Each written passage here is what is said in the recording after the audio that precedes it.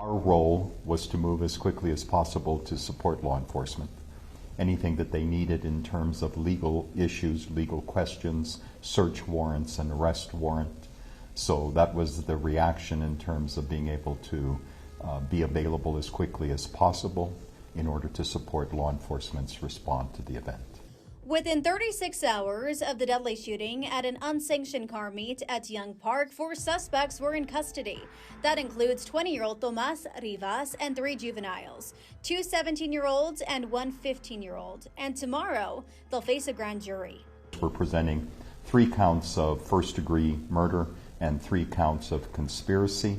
The shooting left 3 people dead and 15 others injured. There's a lot of tragedy and there's a lot of bad in this, but there's also some silver linings to see how closely we worked with our federal partners, our other local partners, but with the district attorney's office to not only arrest those 4 people within about 36, 37 hours, but also make sure that the case is already proceeding. But while the case builds in court, the wounds across the city remain open.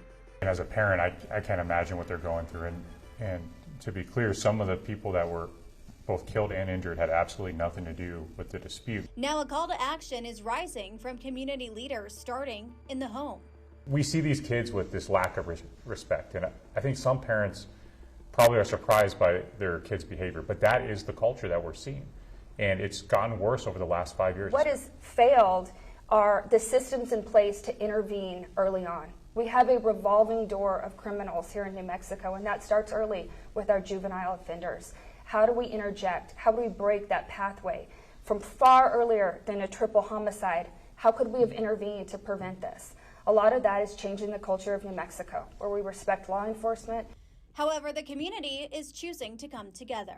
Do what influence we can, but I think so much from the parents and the influence that they have. But we have different programs within. We have very close connections with our SROs in the buildings.